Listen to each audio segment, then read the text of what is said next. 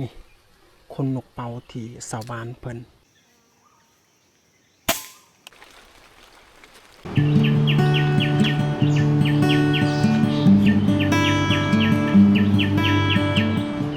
เอา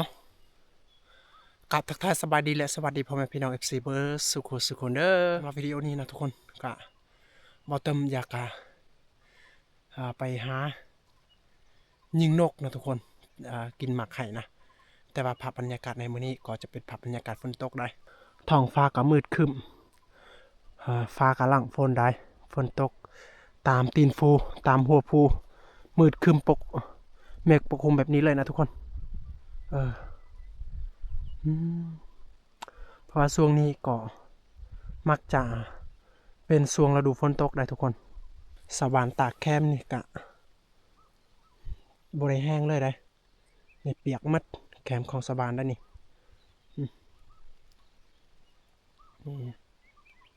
โอเคทุกคนเราไปอยู่ทางก่อน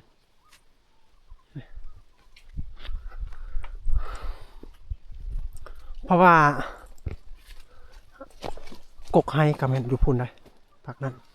นะใกล้จะถึงแล้วทุกคน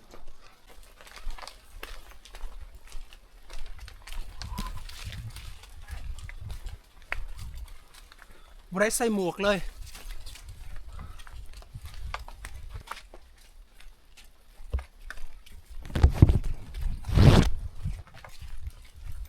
ยิงนกนี่มันบุคักปานใด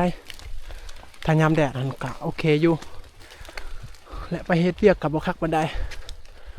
นะทุกคนเป้าหมายกะเฮาขึ้นไปอันเบิ่งไห้อยู่ทางนั้นอยู่บนภูหันแต่ว่าฝนตกนี่เฮาก็ข้านขึ้นก็เลยเปลี่ยนแผนกะเฮาไปหายิงนกก่อนนะนี่โอ้จะมีเสียงนกกินหมากพุ่นหมากปันญี่ปุ่นโอ้จะมีนกได้ทุกคนเลยหมากตัวแดงๆฮะนะจะเป็นกกไห้นี่แหละ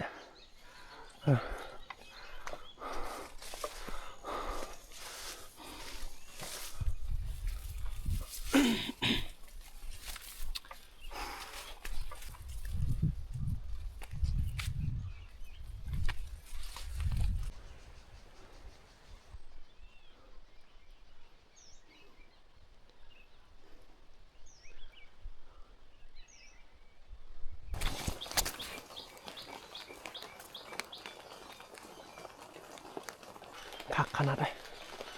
จะมีเสียงนกดำกระโดกเลยและกระเลียวนะทุกคนส่วนลายได้โอ้แต่ว่าเอาเลือกยิงแต่นกดำกับกระโดกได้ทุกคนเพราะว่ากระเลียวมันบกคุ้มค่านะนี่โอ้โหตามน้ำกันนะทุกคนเด้อพอได้จักโตมือนี่ได้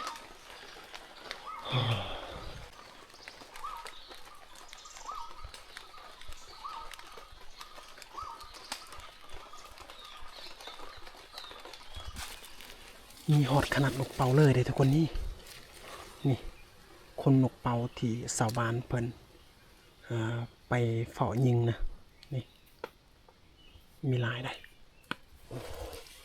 แต่ว่าเบาเติมนี้มันมีเวียกเลยบ่ได้ไปยิงตอนทำอีกเลยนะแต่ข้าเจ้าไปยิงก่อนนี่เห็นบ่ทุกคนโหขอให้มาแน่มานี่ให้ได้นกเป่าคือกันนี่แหละทุกคนนี่สบานเพิ่นได้ยิงได้สูงนี้ข้าเจ้าไปหาไปลินบุญกุดก็เลยเฮากะไปเฝ้ายิงผู้เดียวนี่มีคนนกกระโดกเลยและตอนเขามาปะยาเขาได้ยิง2 ตัวนะทุกคนมันไปเก็บก่อน2 ตัวตัวหนึ่งนกดำและตัวหนึ่งนกกระโดกเลยนี่อยู่นี่แหละตกบางอย่างนกกระโดกนะสักมันตกอยู่บริเวณใด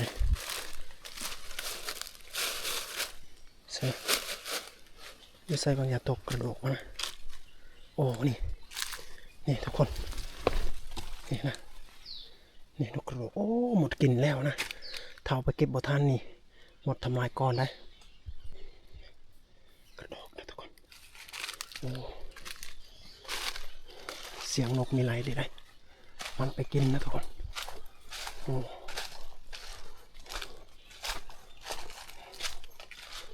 นี่แหละดกขนาดนี้เราจะมีเสียงนกกระโดกแหละมีเสียงนกอันนั้นนะนกดำนะทุกคนหัวยายเข้าได้นกดำนี่มาก่อนนี่พอดี2 โตเลยได้นี่2 โตนกดำกับนกกระโดกเข้าไปอยู่ด้วยกันนะโอ้จะมีเสียงนก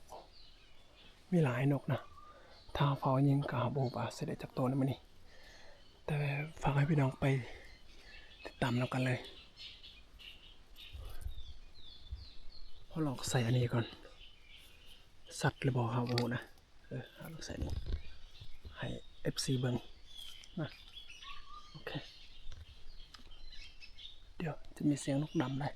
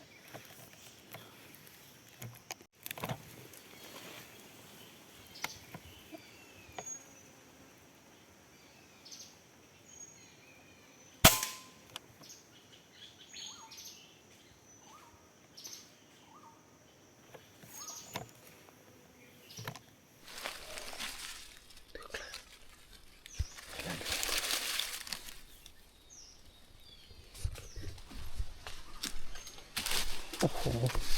เป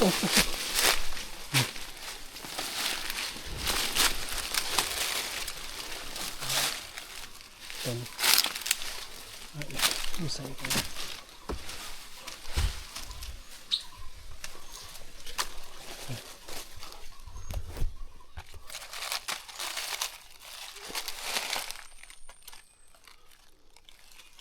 เอาทุกคน เฮายังนกกับประมาณนี้แหละทุกคนเดี๋ยวนี้เฮาก็อยากกลับแล้วได้เบังนกก่อนนี่นกเที่ยวได้ในมื้อนี้เด้อนี่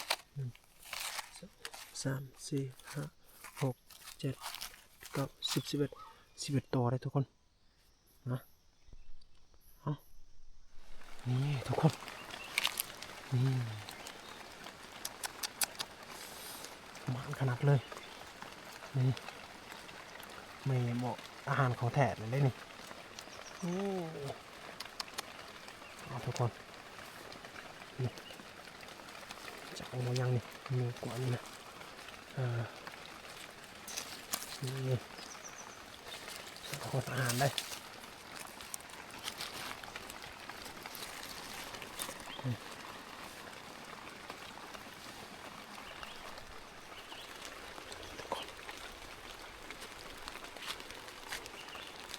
เอาครับแต่พุ่นเขาได้งูพอดีเป็นอาหารของแท้เลยเอากลับมากินน้ำกันนะทุกคนเลยกลับมาเฮ็ดอาหารการกินที่เพื่อนนะโอ้ได้อาหารของแท้เลยได้อาหารของแท้แล้วมื้อนี้นะ